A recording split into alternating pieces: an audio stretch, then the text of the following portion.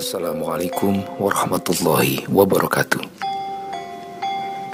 Diceritakan bahwa saat itu Pulau Jawa berada di bawah kekuasaan makhluk gaib, sehingga dataran Pulau Jawa mengapung seperti perahu. Di saat itu guncangan mirip gempa bumi seringkali terjadi di Pulau Jawa. Nah, saat itu para pendakwah yang datang ke Pulau Jawa banyak yang tidak berhasil menyebarkan agama Islam karena begitu kuatnya penguasa gaib di Pulau Jawa. Hingga akhirnya seorang Sultan Persia mengutus Syekh Subakir untuk mencari tahu apa sebenarnya yang terjadi di Pulau Jawa.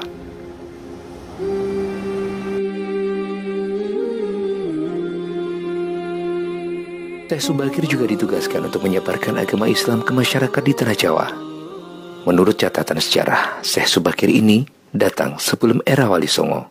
Perjalanan dakwah beliau tidaklah mudah karena saat itu Pulau Jawa sedang dikuasai oleh bangsa jin atau lebih dikenal dengan Dedemit.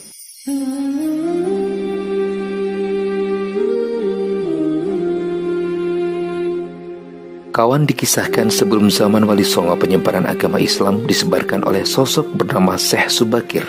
Syekh Subakir sendiri merupakan salah seorang ulama dari Persia atau Iran yang diutus Sultan Maulana I dari Kekaisaran Ottoman di Turki, tepatnya pada tahun 1404 Masehi. Tugasnya Syekh Subakir adalah untuk menyebarkan ajaran Islam ke masyarakat di Pulau Jawa yang kala itu masih menganut ajaran Hindu dan Buddha. Pada masanya, Syekh Subakir sangat dikenal luas oleh masyarakat di Tanah Jawa karena beliau merupakan seorang yang sangat sakti. Beliau bisa mengusir makhluk gaib dari setiap pelosok Tanah Jawa. Walaupun demikian, ternyata Syekh Subakir diutus untuk menyebarkan agama Islam di Pulau Jawa. Sebelumnya juga banyak ulama-ulama yang telah terlebih dahulu diutus menyebarkan tentang Islam di Pulau Jawa ini. Namun karena waktu itu masyarakat Jawa masih sangat kuat akan kepercayaan mereka, yaitu menyembah benda-benda arwah leluhur, nenek moyang, serta aliran kepercayaan lainnya, maka para ulama itu harus kembali dari tugasnya tanpa hasil dan hanya mampu mengislamkan beberapa orang saja di Pulau Jawa ini.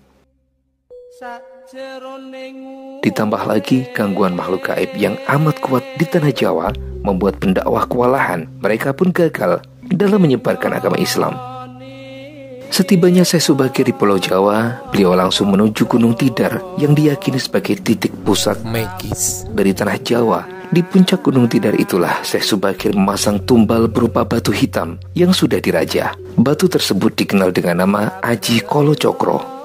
Batu tersebut berfungsi untuk menetralisir daya magis negatif dari bangsa jin. Selama 3 hari 3 malam, batu tersebut mengeluarkan aura yang sangat panas, sehingga para lelembut terpaksa menyingkir ke Laut Selatan. Kejadian itu sampai mengusik ketenangan Ki Semar Badronoyo yang selama ribuan tahun khusyuk bertapa. Ada yang meyakini bahwa Ki Semar Badronoyo merupakan salah satu raja demit yang ada di Tanah Jawa. Pertempuran pun akhirnya tak terhindarkan antara Syekh Subakir dengan Ki Semar selama 40 hari 40 malam.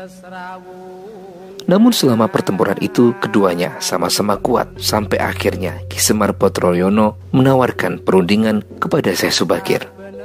Perundingan itu menghasilkan sebuah kesepakatan atau perjanjian yang terkenal dengan sebutan Perjanjian Sabdo Palon. Setelah Syekh Subakir menyampaikan maksud kedatangannya ke Tanah Jawa guna menyebarkan ajaran Islam, Ki Semar Badronoyo pun memperbolehkannya dengan beberapa syarat berikut. 4 perjanjian Sabdo Palon antara Syekh Subakir dan Ki Semar Badronoyo.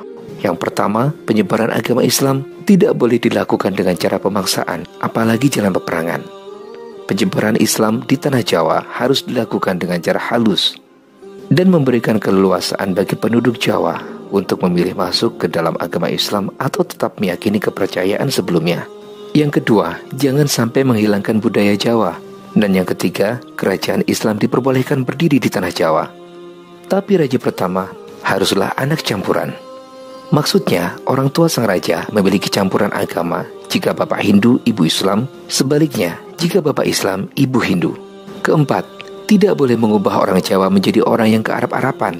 Biarkanlah padi tetap ditanam di sawah dan kurma tetap ditanam di padang pasir. Itulah hasil perundingan Sabdo Palon antara Syekh Subakir dan Ki Semar Badronoyo. Semenjak saat itulah Islam mulai disebarkan hingga berlanjut ke zaman Wali Songo. Wallahu a'lam bishawab. Wassalamualaikum warahmatullahi wabarakatuh.